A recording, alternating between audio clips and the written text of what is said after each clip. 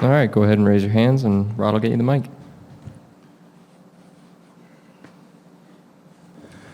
Charlie, when you see that the big inning, especially all those hits in a row with 2 outs, so what does that tell you about your lineup right now? That it stretches out, and I love that. You know, whenever Vladdy has good at bats, Teo's having good at bats now, Gurriel at the bottom, Vigio, that's just great to see. That's what we expected at the beginning, and they're doing that right now. If you could compare this group to last year's production, do you feel it's at the same level right now, or is there something else that you like they're doing? Well, I think Vladdy, it's funny, like he's got really good numbers, but he's not there yet. Like he's almost there, and then I would say yes, we're almost to the same level, and Teoscar is getting there now. The last couple of days have been great at bats by him. Whenever those two guys get going, it'll be like the same as last year for sure. Yeah, I mean Springer's having good at bats. Bo is back to Bo, and of course Vigio good at bats, and of course Kirk and Espinal have been. And by the way, how about Espinal? Wherever you put him, he makes the plays, and I don't take that for granted. That's pretty awesome. Kid's a good player.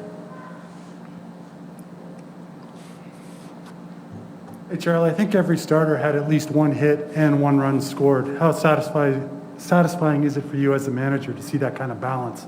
Yeah, I mean, and again, we know we've been talking about that for the whole time. When we're struggling at the beginning, I said, man, they're gonna get hot. Let's just be patient, and they are right now. They're having good at bats, and that's why we're winning more games, because it's tough to win 1-run games all the time. But now that our offense is swinging the bats, it's easier on the pitchers coming in with room for error. At one time we didn't have any room for error. Now we do. You have an update on Julian? How's he feeling? Yeah, they come forward on the side, so we'll see. Of course, he's going to go for imaging tomorrow morning. Charlie, it seems like Tapia's hitting the ball really hard the last 10 days, 2 weeks. How have you kind of seen him grow over the season? Well, what I like about him is like he could play every day, or he could be the best 4th outfielder. Like he's that good. So, and he's doing that. Whenever we need give somebody a day off, he steps in and does a great job. Just like Biggio, those two guys, we don't miss anything when they're in the game. It seemed like at the beginning of the season there were some changes with his swing to try to get him kind of in the air a little bit more. Have you seen that play out? But I mean, what it was, the whole lineup was struggling, so everybody was pressing. Now that everybody's swinging the bat, he's more relaxed too, just like everybody else, and he's doing what he does.